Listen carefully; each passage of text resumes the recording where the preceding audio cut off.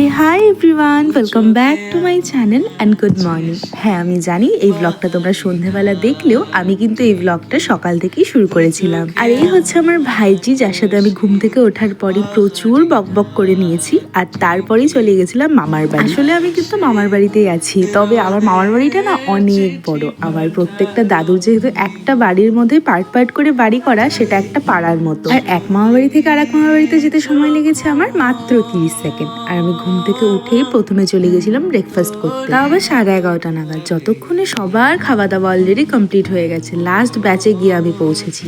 আর আমি একা নই, সঙ্গে করে আমার ভাগনাকেও নিয়ে গেছিলাম, যে উচ্চতায় আমার চেয়ে পেরিয়ে গেছে। যাই হোক, আমাদের ব্রেকফাস্ট মেনুতে ছিল গরম গরম লুচি, তার সাথে ছিল একটা পাঁচমিশালি সবজি, আরও সাথে ছিল গরম গরম ছোলার ডাল, পনিরের একটা সবজি, আর ছিল তত্ত্বের থেকে একটা আপেলের মিষ্টি, যেটা আমি ভিডিও করার জন্য নিয়েছি বটে, তবে এই মিষ্টিগুলো আমার খেতে মোটেও ভালো লাগে না, যেই কারণে এই মিষ্টিটা অন্য পাতে পরে ট্রান্সফার করে দেওয়া হয়েছে। এরপর খাওয়া দাওয়া সেরে এসে এখানে আড্ডা মারছিলাম। আর এই দেখো আমাদের কাণ্ড, কালকে মামা মামিকে যেই মালা মুকুট দিয়ে সাজানো হয়েছিল সেগুলো দিয়ে এখন আমাকে সাজানো হচ্ছে। এরপর নাকি আমার বিয়ের পালা। আর পিছনে যাকে দেখতে পাচ্ছ, এটা হচ্ছে আমার মেশো।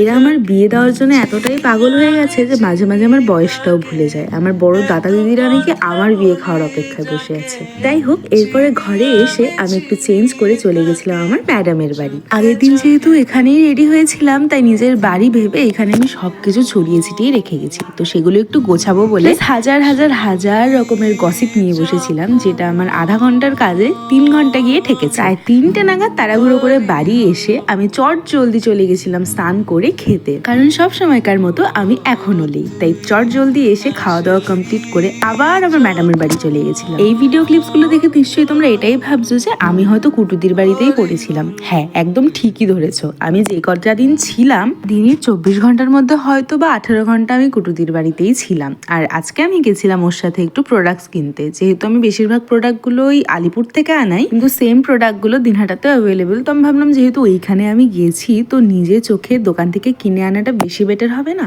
তাই দুজন মিলে গিয়ে জিনিসপত্র কিনে এই রেল গেটে একটা বড়সড় ঝামেলা দেখে এরপর বাড়ি ফিরে এসেছিলাম। তারপরেই চলে গেছিলাম আর এক জায়গায়, সেই ব্লগটা নেক্সট পার্টে দেখাবো। আজকের জন্য টাটা।